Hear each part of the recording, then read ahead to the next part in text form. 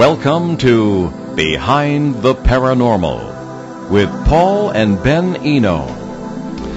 If you have an unobtrusive parasite attached to you or your family, how would you know it? Can people really receive phone calls from the dead? How does that work?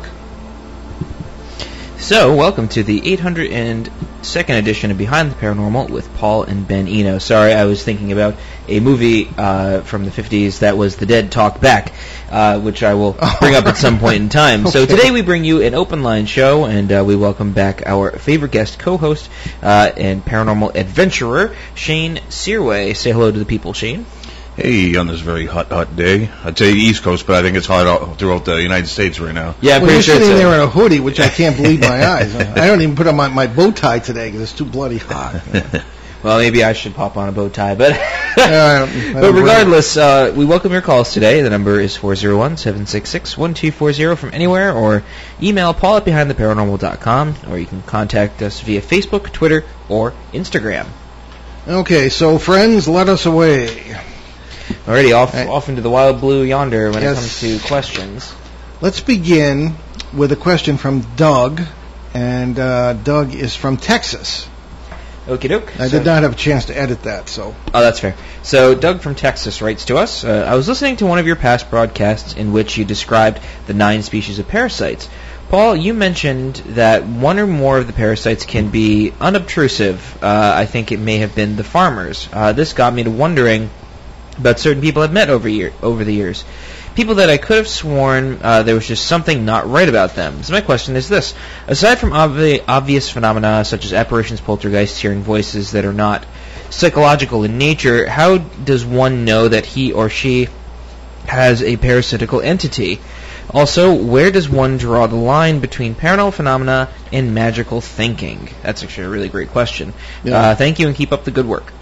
So for the first question, how do you tell Shane?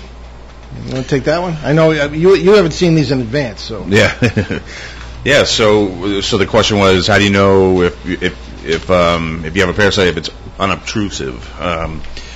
So there's most of the time the parasites will out themselves. They will because they want a reaction out of you, so they're going to do things to stimulate certain emotional reactions. That's their ultimate goal.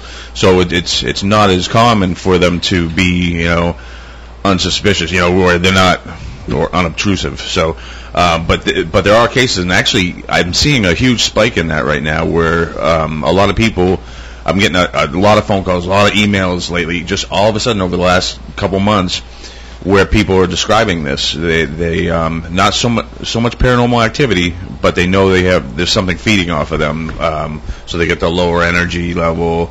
Nothing's going right in their life. They're having weird thoughts, and strangely enough, a lot of these also claim that they've noticed this once they were diagnosed with an intestinal parasite. Now all of a sudden they think, so it's very, very odd. But a lot of times, I think a lot of it is just kind of like them trying to self-diagnose. Because if you YouTube or look up parasitic entity, you're going to get videos on intestinal parasites, and now there's also videos of these people that claim that if you get an intestinal parasite, you may attract a parasitic entity as well. And so these people, I think, are running across these videos and self-diagnosing improperly. And there's some sort of placebo effect there. Yeah, exactly. So I think I just ran with that one, but no. So yes, but yeah, so. The one that are unobtrusive, I think, are less common, but it does happen, definitely. And usually the most common thing is, like I said, mood changes, low energy, things like that. But definitely never self-diagnose. You need help. Yeah. Well, one of the things with the farmers and of these different species, that's all going to be in the book that's coming out next month, Dancing Past the Graveyard, and we've mentioned it a lot of times. But they're so the middle grade, they kind of run from the wise, and wise in the sense of their own species, not anything that's good for us. Very, very sophisticated beings, all the way down to the brats, who are two-dimensional thinkers and act like children and all. And whether these are from the same as we talk about parallel worlds, whether these parasites are often the same, I doubt it. But regarding the farmers, they will very often attach themselves to families, at least in our experience, where they're already being fed by what's going on in the family. And they probably have to do the least to push buttons. They just take advantage of kind of the mess that's already there. So that's with that. So I've noticed that, particularly, I remember one particular time I was on a TV show, and one of the other guests was this psychic medium. And I could just tell there were 3 parasites attached. You hang around with these things long for enough years, you can recognize their presence. They have a very strong, even electromagnetic presence. And what do I do? I say, I'm sorry, you have 3 parasites attached to you. She wouldn't even know what I was talking about. And we use the term parasites, and people will think of, what's herpetology, the study of parasitic worms, and whatever. But I mean, that's not what we're talking about. We're talking about actual life forms from the multiverse, so to speak, that we, in our limited understanding, have put the term, we've applied the label demons to them. They fill the bill, but they're not theologically the same thing as what, we thought we were dealing with when I was in the seminary and all this. So there are levels to this, and there are innuendos and various shades of this thing. But how would you tell? It is a difficult process without any help, and as Shane mentioned, that you should get help. But the question is, from whom do you get help? Yeah, exactly. I mean, for example, there was you yourself were asking me, do I know anybody in Ontario who could help a certain person who contacted you who was in trouble with presumably a negative situation, if that's what it was. And I don't know. I have a lot of relatives in Ontario, but none of them are in this field. I don't really know. Right. There is a fellow in Ottawa, or Toronto. He's in Toronto. So I need to know where this woman lives, whether he'd be in reach. Yeah, find out. He's a clinical psychologist who works in this field. I don't know him very well. He's been on the show. But I don't know. I'm very hesitant to turn people over to people we don't know. Yeah, I'm the same way. I have, I help people all around the world, and I can get rid of their parasites just by a phone call or emails when they listen. But the problem with this lady is she's doing a lot of self-diagnosing, and it's frustrating because she thinks she's got it all figured out, and she's not really listening. So in order to fix her situation, she needs to listen and apply what I tell her. Absolutely. But she's kind of in a frantic stage, so I felt like, if I could get somebody there, because I certainly can't go there. I'm so busy. I got so much work on all ends, and I can't get to everybody. Yeah. And so, but there's not anyone that I trust, except for obviously you guys. And our friend Tom Spitaleri, I just turned him onto a case in Concord, New Hampshire, because I couldn't get to that guy. And you live in New Hampshire, and we're talking about Ontario, Canada. Yeah, which is not ridiculously far away, but it's far enough to... And funny enough, Tom had helped this gentleman years ago, too. No kidding. In Massachusetts, and now he lives in New Hampshire. And right. So it's kind of weird. Yeah. Not a lot of people but this one in Ontario, unfortunately I can't get to him. So, and there's not a lot of people that I trust. Because this other fellow just came to mind, because I'm uploading all ancient shows and stuff, and I had forgotten him until now. I'll check out and get back to you. All right, cool. Okay, all right. Okay, so, but as far as how to tell, I think the best way is not to try and tell. I think the best way is to take steps to avoid being their dinner in the first place. In other words, our advice is always, we call it the Peter Pan theory, which is think happy thoughts, keep love in your home, keep positive energy in your home, and that repels them, and it'll cut off the food supply. And even if it's farmers that may have followed your family for generations, they'll go somewhere else where the pastures are greener. I think it's just that simple. Ben, what do you think? I think a lot of things. Yes, you do. I think there was a really interesting portion of the question where Doug over here brought up, magical thinking, right? So that's a fun term, basically, for you have an issue going on in your life, And it's like, okay, there's no quote unquote logical reason for why something like this is happening, so it's got to be something paranormal, or seemingly logical, right? So someone just has a run of bad luck, bills pile up, lose their job, all sorts of stuff, and they're like, it's got to be some parasitic entity that's ruining my life. It's like out to get me. Leominster, that lady in Leominster. Yes. Yeah. It's sorry to interrupt. No, it's fine because it's something that happens, and it's maybe that's the case, but I think really there's some things that are going on in our culture and our world. I read a really fascinating statistic when I was looking at LinkedIn, and there was something from Business Insider that showed that America is actually, out of all the countries in the world, is the 5th most stressed out. Good grief, who's the first? Japan. Oh yeah, okay, I can see that. Yeah, Japan is number 1, but we're number 5, which is horrible. Yeah. Just think of how many countries there are in the world. Yeah, right. And the two major issues, one was money. That financial worries was number 1, and number 2 was basically just, I forgot what number 2 was, but number 1 was money. I think the second one was personal relationships. But it's super interesting because it just makes me think of social engineering, right? So we have all these gadgets and stuff, social media, the economic climate. Which is getting better, but the ripple effects from the 2008 recession are still there. Then my generation specifically is still struggling because the median income for anyone ages 21 to 36 is roughly $30,000 a year. How do you live on that? You don't. No. And that's the fun fact. In 1972, that was the median income of the same age demographic. Mm-hmm. So that, as well as the hostile political environment, and et cetera, et cetera, et cetera. These are all stressors that we could say is a paranormal cause. Sure, we can push that off into something else.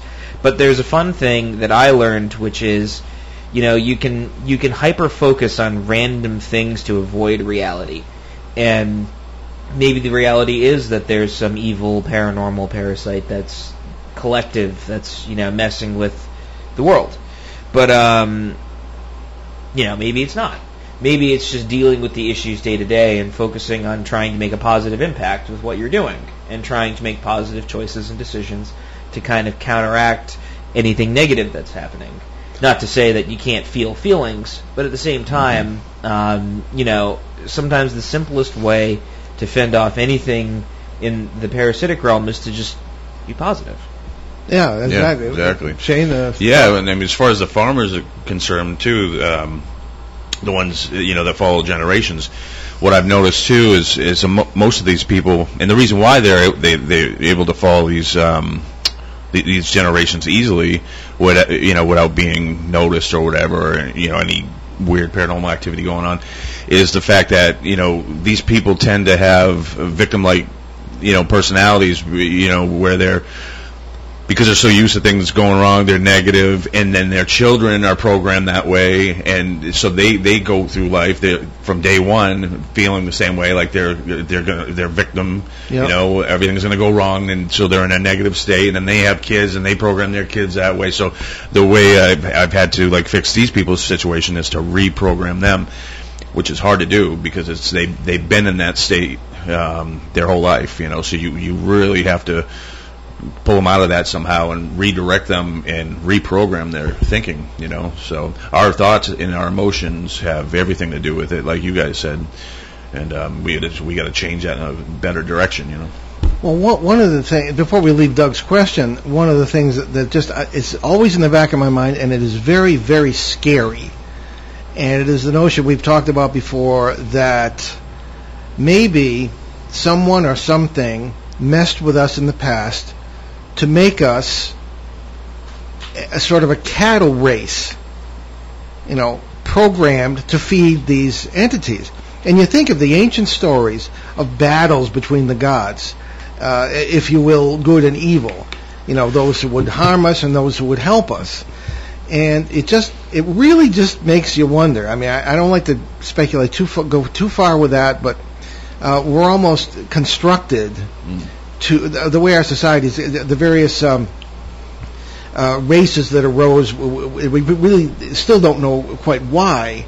Genetic variations, things like that, but the places where they arose, it was almost like set up to create problems, because of the narrow minds we have and the personalities. But that's for another issue. As well as some of these religions too, that are all fear-based. They're absolutely set up to program people in a way that would feed these parasites. Yeah, all the institutions that we put around us very often, with a number of exceptions. I mean, maybe I'm old-fashioned, but I think America is a place where the good tried to come through, in us, and there were issues, but I think the great thing about this country is that we made terrible. There's been much greatness, but there have been great mistakes. Mm-hmm. But I think we tend to learn from those and get better. I mean, more can you add? Right. A lot of countries, they just sort of stick with what they had. But I don't know. That's me. I'm a veteran. Whatever. All right. So let's move on to. We have a question here from. That's. Why don't we? There's one here from our friend Peter. Right here. Oh, you're okay. Yes. All right. Peter in South America, who's a very faithful listener and faithful questioner, sending very articulate questions as well. Ben, if you would.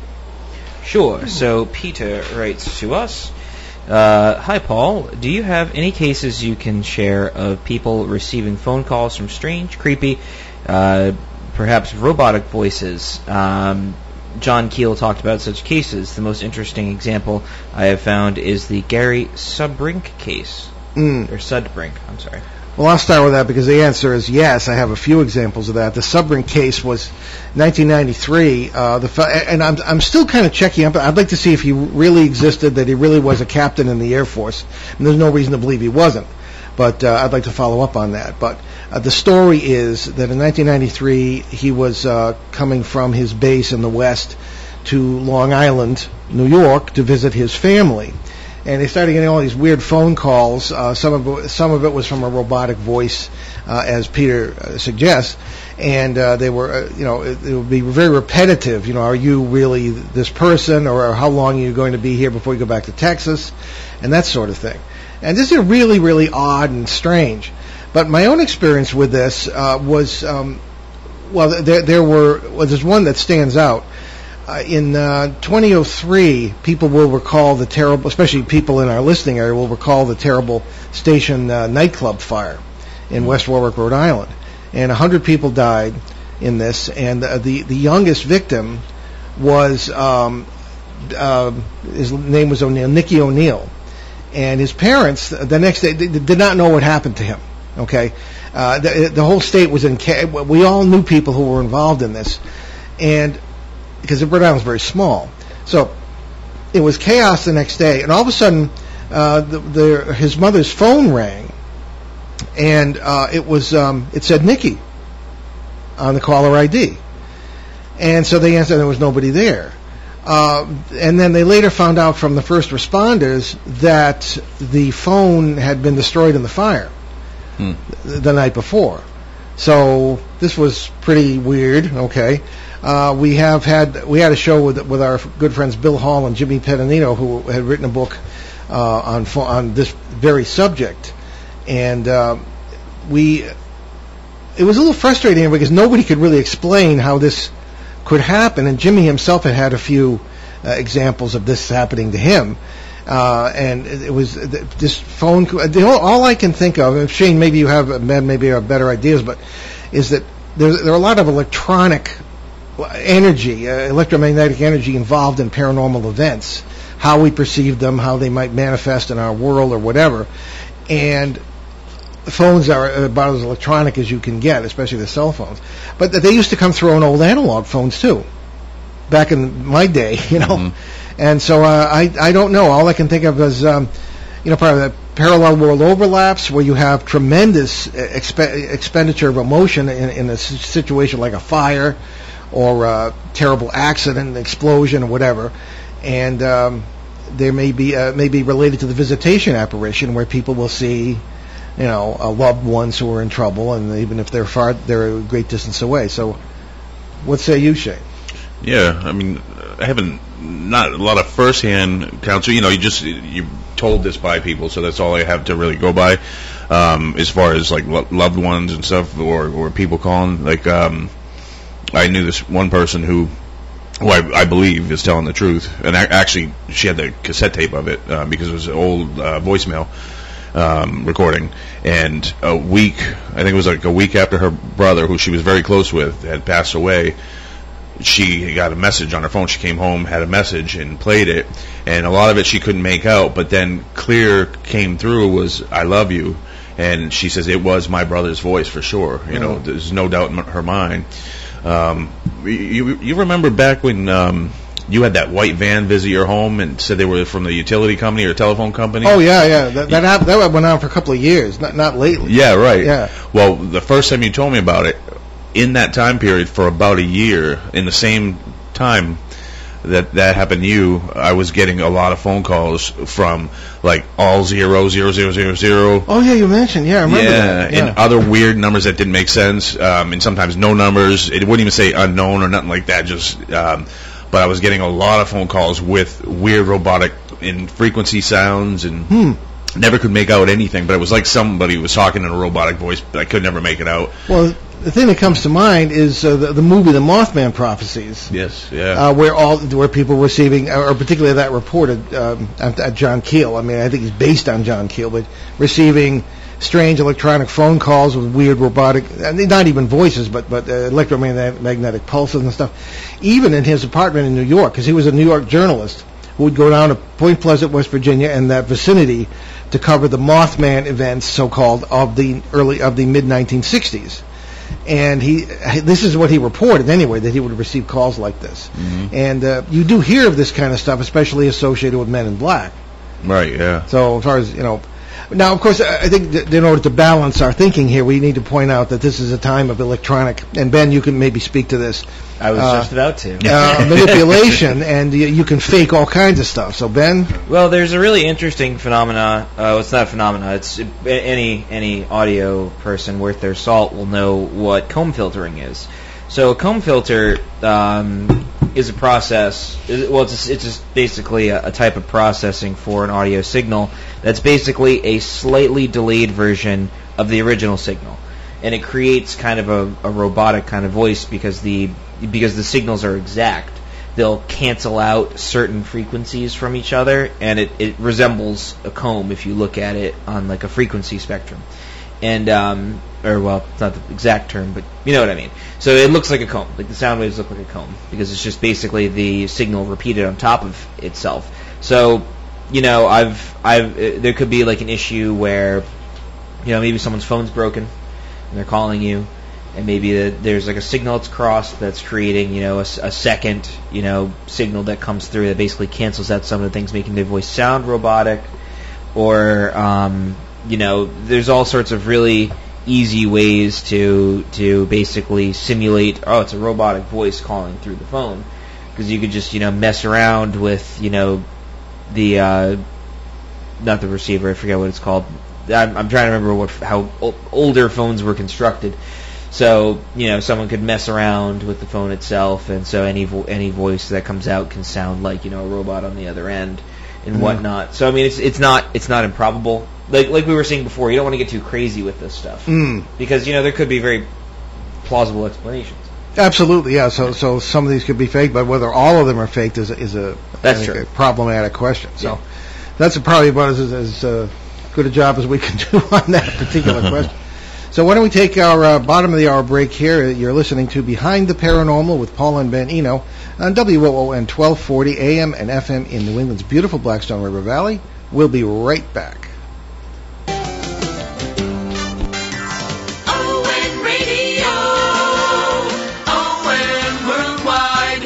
Hi, Parrot Heads. This is Joe Callahan, your maitre d' in the Tiki Bar every Tuesday night from 6 to 7. 1 full hour of nothing but Jimmy Buffett music. The Tiki Bar is brought to you by attorney Bob Lauder and by the Carew Investment Group. ON Radio. ON Worldwide. ON Radio. And welcome back to Behind the Paranormal with Paul and Ben Eno on WOON 1240 AM and 99.3 FM in New England's beautiful but very hot Blackstone River Valley. We're here with our favorite guest co-host today, Shane Sirois of TrueGhost.com.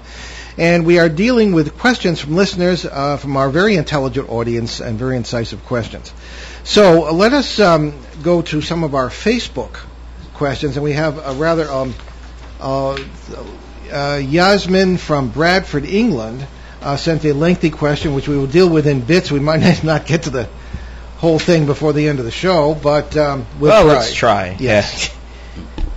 If you don't succeed, try and try again. So Yasmin writes to us, "Hello, this is an unsolicited message that I do apologize for. If you could please hear me." Not at all. People are very welcome to write it. Yeah. If you could please hear me out, as I am not sure who to actually contact in regards to what is going on. I won't go into the full backstory of everything experienced unless you would like to know. I will start with the events that occurred 3 days ago and have been ongoing ever since. I was upstairs. My other half left for work. There is an alarm on the door that sounds when you enter and exit, and it chimes once. I heard another chime almost immediately, and I thought my other half forgot something as I could hear my other half walking about. However, this is not the case. As I found out later, my partner left and someone or something came in. I continued working on my computer upstairs. The next minute or two, in the next minute, 2 almighty bangs come from within the house. I went to check and nothing is amiss. A few hours later, the exact same banging. I again checked, and my other half finished work, and I got a phone call, which always happens on the drive home. The exact same bangs, however, they seemed louder, but this could be, just as my attention was diverted due to the call. Later that night, we both heard the exact same banging. On day 2, I was in the house alone, upstairs on the computer, and I heard cutlery being messed with, but I left it, and I ignored it. The exact same bangs from the previous day occurred a few hours later. My partner phoned again on the way home and more banging. However, my partner says there was interference on the phone when this was happening. Day 3, today, this time both of us are downstairs and it happens. We believe the origin to be the basement, at least the bangings anyway. About an hour ago, my partner's workmates FaceTimed, and the bags came almost immediately after they answered. I banged my feet on the floor, and it responded immediately to me. And this was the first time I've done this, and wanted to see if it was intelligent and conscious of me and us or not. So I gather it was very aware. There is also a previous part to this that makes me think that what we are dealing with is in the area of your expertise. I just didn't want to put it in as it is already long and novel-like, not in quality but length. I need to fix what is going on. Is there any way to stop this? Any help would be appreciated, and I again am sorry for messaging you like this. No, not at all, not at all. So just before, I'm going to turn it over to Shane, but just before I do that, I have asked Yasmin to send full details on this, okay? And so we will, and this only happened yesterday, and I kind of moved it up in our stack of emails here because it sounds very interesting. So Shane, what do you think?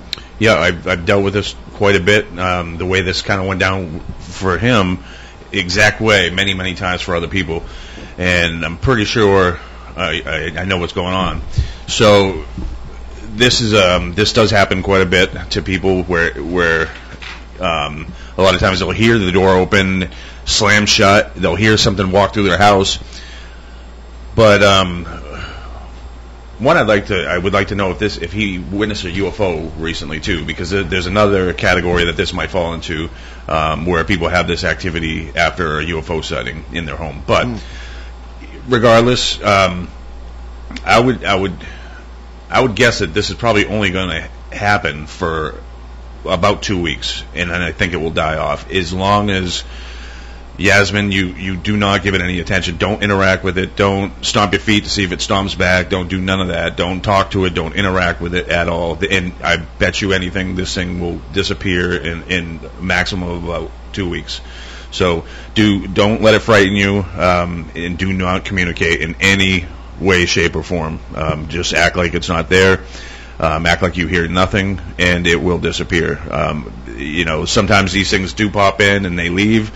Other times they pop in to see what they can get out of you, and by giving them attention is doing it the wrong way. You're playing right into its hands. So I'm guessing the type of entity that you have in there is one that is just making a pit stop, and so as long as you don't do anything to keep it there, it will disappear in about 2 weeks. That would be my strong guess on that one. Okay, I would tend to agree. And again, it's difficult to deal with these things at a distance such as this, but we can't exactly have the finances to jump on our Gulf Stream and zip over to the UK or New Zealand, where we have a lot of things going on. I would love to. Yeah, well, we are officially working at Rendlesham Forest, but I mean it's Bradford. It's funny. Our largest listenership for the recorded shows anyway is not in the United States. It's in the UK, in Sheffield, the city of Sheffield. Oh wow! And I don't know why. I'm grateful for that. They're great folks. And half my family lives in England. So, but I would say I would agree, Yasmin, with what Shane said, and I would send us the details and keep in touch on this. But that would be the initial at a distance sort of evaluation. So, all right. So, Ben is out doing the producer thing. So, we have a question from Rick in Chicago. And I've been doing a lot of reading and research on a particular area not far from my house in the southwest suburbs of Chicago. I think it may be a flap area like you were always talking about. And let me just get into that and say the flap area, for those who don't know, it's our term for an area that can be hundreds of square miles, but you've got excessive amounts of paranormal phenomena going on that traditionally would not necessarily be related to each other, such as UFOs or Bigfoot or shadow people or a lot of hauntings or whatever. Things that usually we think are related because of the processes involved, and that they sometimes will work in tandem and this sort of thing. So that's what a flap area is. I'm a complete layman when it comes to this, quoting again from Rick. But there was a famous cemetery called Resurrection Cemetery, where there have been sightings of Resurrection Mary, a hitchhiking apparition that has been routinely spotted since the early 1930s. I've heard of that. That's in the literature. Okay, supposedly, and there are a number of these things. This is almost like a paranormal thing, like archetype. People will drive by and see, and it's an urban legend too, I think, in some cases. Mm-hmm. People will drive by and see this poor waif by the side of the road, some young girl who, they offer her a ride, and halfway to where they're going, she disappears. And then they find out the address she gave is where this girl lived, who actually was killed and was buried in that cemetery. And, I take this stuff sometimes with a grain of salt, maybe a pillar of salt. So we have the hitchhiking apparition. And Rick goes on, a lake called Maple Lake that has had a lot of drowning deaths. Okay, so that's nearby as well. And this is interesting, the Argonne National Laboratory, which is surrounded by quite a beautiful forest that is supposedly haunted. These three locations do not form a triangle, but they are in a straight line and surrounded by rivers and bodies of water. Now, these are all characteristics of flap areas. Military presence of some kind, or at least something that seems like the military, and lots of rivers and bodies of water, lakes, ponds. Because why? Because those, unless the water is distilled, it will conduct electromagnetic energy, which is relevant here. Rick goes on, it is a very strange area, lots of haunted bars and hotels. Well, sometimes the bars will be haunted depending on how much you have to drink. And apparently, one of the largest mass UFO sightings happened in Tinley Park, which is also not far away. A single large triangular-shaped craft was spotted over like 6 counties by citizens and police officers. I believe it may have happened in the 90s. Okay, and that's where he ends. But that's really not a question, but I thought I would point that out because Rick is, I know, a faithful listener to the show, and he is, I guess, sort of one of our unofficial reporters out there, just reporting the information. But I would say, I mean, it's certainly from what you say, Rick, has the characteristics of a flap area, and I think that's something we need to, put on our list. Now we're already working on 6 flap areas now. Most of them in New England, but Rendlesham in England and Texas and Kentucky. So whether we can reach as far west as Chicago, we shall see. We have friends out there urging us to come, so maybe that'll be a stimulus. But keep us posted on that, Rick. It's very interesting. And also, we do point out that on our website, behindtheparanormal.com, there is is finally up there a form for people who can fill it out online. It's rather involved, but it's worth it if it's going to provide information on any paranormal event you may have experienced. Okay, whether it be UFOs, ghosts, cryptids, or whatever. And just look for the link in the thing, and it'll say report an encounter or report a paranormal experience, and just click the link, and it'll take you right to the form. And submit at the end, and we'll get it. Are they still having all the Mothman sightings in Chicago? They were having a it was. As a matter of fact, I'm aware of one sighting where there were 2 such creatures seen. Large bat-like creatures circling a marina, presumably on Lake Michigan. So I think this is the thing right now. Mothman in Chicago. So we're still collecting reports on that.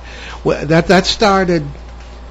Our first reports came in April of 17, and it was just enough time to get it into our 2017 book, Behind the Paranormal 2, Bigfoot, Mothman, and Monsters You Never Heard Of. So we have a little bit about the Chicago Mothman sightings in there, but we're continuing to follow that. Okay? All right. Ben is back. Okay. I am back. All right. We have, Kurt from Woonsocket has a very brief point here. So Kurt writes to us, you talk a lot about demons being the label put on parasites. What is angel the label for? That's a very good question. It is a very good question. Yeah. So all right. Well, I'll start that since I've... you have a little bit of experience with theology. A little bit. Well, I'm believing they don't teach you Ray theology and simply as the study of angels. They don't teach you that as such as something you just sort of pick up as you go.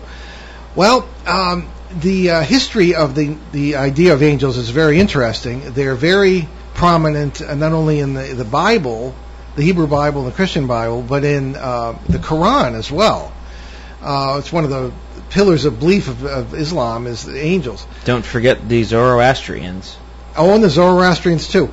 Really, everybody has some kind of equivalent to that. The Devas in Asia, the Buddhists and Hindus, the Devas are, which means Devas translates the shining ones, which is that nifty word from which is unique in any Semitic language. It was the first word used for God in the Bible, in the Hebrew Bible, Elohim, which is extremely bizarre because it is a feminine root with a masculine plural ending. I mean, what is that? So there are a lot of people who be happy to tell you. So, but the notion of angels, angel simply angelos, Greek, simply means messenger, and archangel simply means chief messenger. So the 3 archangels that are named in the Bible are Raphael, Michael, and Gabriel. Raphael's not very prominent in the New Testament, in the Old Testament, but Gabriel, of course, the one who was said to have delivered the news of the Annunciation of the conception of Jesus to the Virgin Mary, and then Michael, the great defender of the human race against parasites, in our terminology. Okay, Michael is the one who defeated in the war, well, depending how you look at it, the war between Lucifer and the angels, or the wars of the gods, or whatever human term you want to put on whatever it was that happened in cosmic history. And angels essentially are messengers. That's really essentially it. Everyone, I think, has had experience of something miraculous happening, if you want to say that. I've often talked about the one I had when I was in the Yukon in Canada in the line of duty in 1979, and I was buried in essentially an avalanche, and the other members of my team were jumping up and down trying to get me out, and I felt a hand take my right hand, pull me up out of 8 feet of snow. It was powder, at least, and all of the first thing my buddies knew was that my head pops up over the snow there. And I felt as though I was going to die, and I didn't. So I think a lot of people have stories like that, and angels, I think, are meant to help us. So, what is that the label for? Well, we have encountered many, many different species. I talk about this more than I ever have before in this book that's coming out next month. And I think that it's our way of understanding those who would help us. I mean, a lot of us are decent folks. We help out at soup kitchens. We donate to charities. I think there are a lot of neighbors in the multiverse who maybe do the same thing. And for our narrow paradigm, we don't understand the multiverse, or that we have neighbors like that. There's just a spirit world and a physical world, and we pin the name angels on it because they do what we perceive to be godly things and do good things. Shane? Yeah, I've had my own quite a few experiences actually with what look like people that saved me actually from strong, like bad bodily harm, or death. Also voices that also helped me. But one time, I could never explain this. Is back when I was in my early 20s, I was pipe fitting, and I was at a shipyard where we were hauling an old pump that was used to drain the water out of the dry docks. Where the submarines go in. Portsmouth? Yeah, Portsmouth. Yes. Yeah. And so New Hampshire, yeah. the pumps were actually below the seafloor level, and so we had this hatch up on top where we had this cable from a crane that was down in there raising up this big heavy pump. I'm talking like thousands of pounds, And I was in between floors, and I was holding onto the cable, and I was trying to keep the pump from getting stuck on the ceiling up through each level that it went through, not paying attention to anything else but that. And there's a block that has pulleys that the cable goes through. My hand got sucked into that because I wasn't paying attention, and I felt the pressure, and I looked, and I was like, and I started to twist my arm around, and next thing I know, I saw the cable pull off of my hand, and I was in such shock I didn't even pull my hand out, and it grabbed me again, and then again, as it started to suck me in, the cable pulled off of my hand, and I was able to release my hand. There's no way it was just, it probably would have ripped my arm off. But that was very, very, besides that, things like that, and then other times I've actually seen what looked like a human, but it saved me, And I just saw this video that was really cool too. I really believe it's legitimate. There's this guy that somewhere in the world, he owned a shop or a store, and he has a surveillance camera looking down on his front door, but he's locking up for the night. And as he's doing that, you could see him standing in front of the door, locking up. This gentleman is walking up towards him on the sidewalk, and just as he got up to him, there was a utility vehicle coming.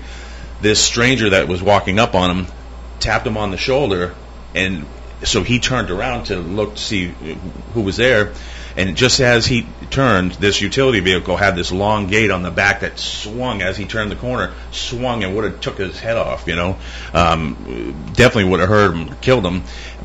And then he looked to look for where the guy was gone. There was nowhere for him to have gone, but that was his angel, to him. Yeah, exactly. Well, for a long time, I collected stories of people who were marooned down the road, and somebody would pull up in exactly the same car, get out, hand them exactly the part they needed to fix the thing, and then see you later.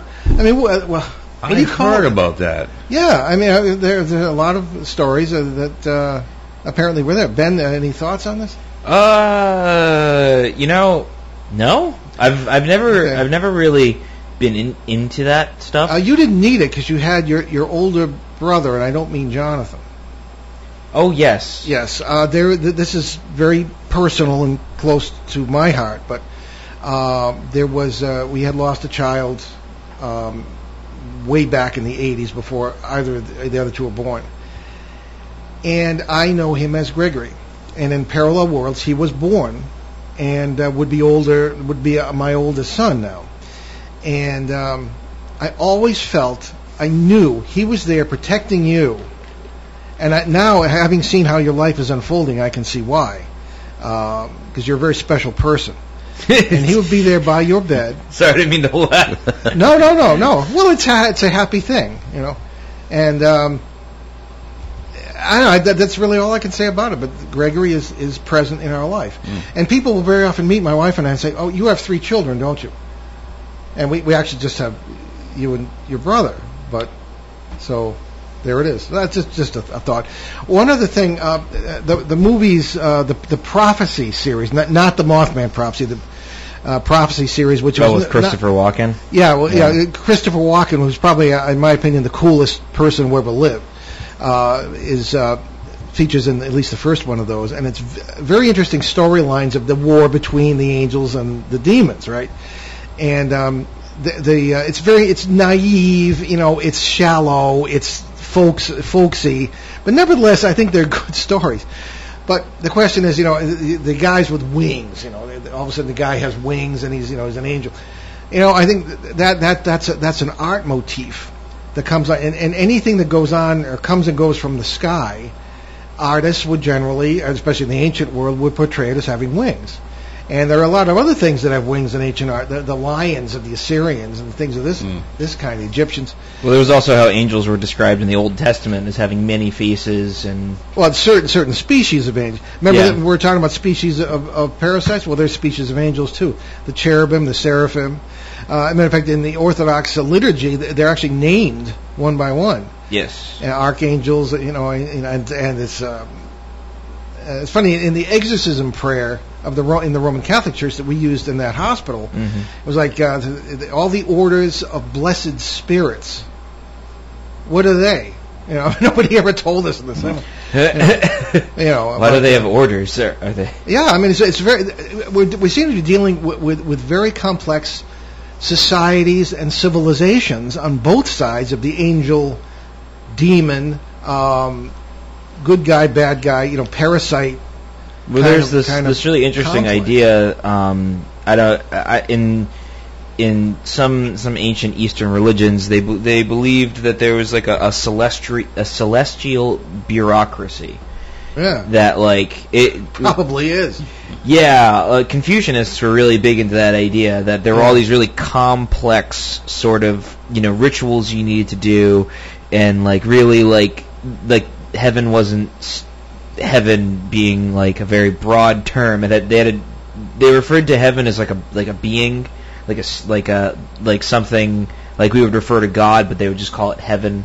But they had a different word for it. But it ended up like the idea of heaven kind of started becoming more like, oh well, it's this big ordered machine kind of thing, and there's different kind of like spirits and demons that kind of run all of it. That's an old idea. And that you gotta they basically, you know, there's like different like orders of demons and angels, for lack of better words, that kind of run things.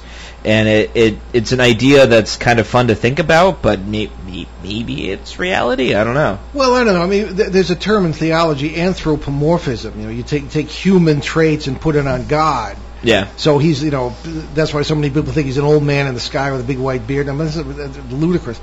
But it's the same thing is done with angels and demons and whatever. We anthropomorphize them. Yeah. That make them like people with the same motivations and everything. You can kind of blame the Renaissance for that one. Well, yeah, probably, but I don't really think that's valid. But in any case, whatever it is, I think those who are not feeding upon us are either neutral. I'm talking those being the neighbors in the multiverse are either neutral or beneficial. Yeah. Just as we are to each other, or can be to them. So I would say I definitely know that there's good and bad. So if you want to call them angels and demons or whatever. But what they are and their origin, I think, is much different than what's classically believed.